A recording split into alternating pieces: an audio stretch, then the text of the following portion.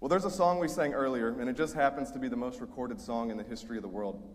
And that is not entirely surprising because it also happens to be about the most important event in the history of the world. Amazingly, the desperation and humble circumstances out of which that song came about both mirror and can only be outdone by the very silent night that the words in the song depict. Because on Christmas Eve, 1818, a blizzard stranded a tiny village in the Austrian mountains. And the extreme cold left the organ of the church broken, and so the church was not able to worship on Christmas Eve. And Joseph Moore, who was a young priest at the time, he'd been planning the event for months, and he was desperate that worship would go on, and so he frantically struggled with that organ for hours. And yet for all his efforts, the organ remained silent. Not knowing what to do, the priest turned to God in prayer.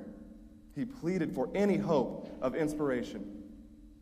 And God brought to his mind a poem that he'd begun writing 2 years earlier about a winter's walk that he'd taken. So he sprinted home. He retrieved that poem. He frantically worked to adapt it to the Christmas story. And then that same evening, he ran the completed poem over to the church organist. He explained that nothing could be done to fix the organ.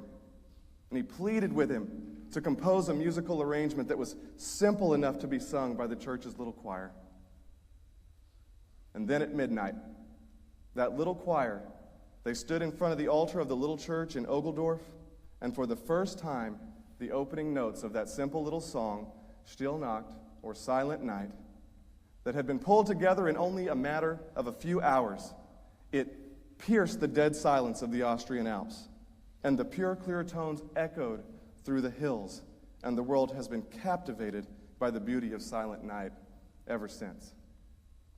They sang, "Silent night, holy night, all is calm, all is bright. Round yon virgin, mother and child, holy infant so tender and mild, sleep in heavenly peace, sleep in heavenly peace."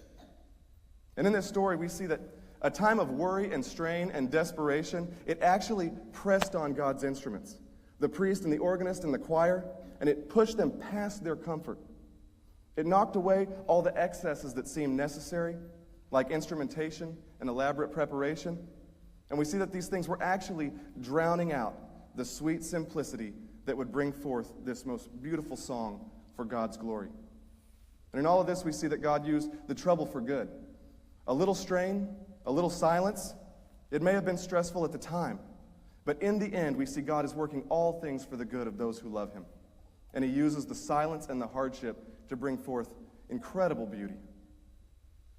And this reminds us of the story of that first silent night, the event the song is about, when the world had fallen into utter darkness, when all melodies of hope had fallen completely silent, and all of man's efforts to mend our desperate condition had failed. And in the most simple of circumstances, in the most subtle of ways, stripped of any pomp, stripped of even the most basic comforts, the light of hope, Jesus Christ, pierced the darkness. And the song of peace rang out through the silence. And the Savior of the world, Emmanuel, God with us, was born.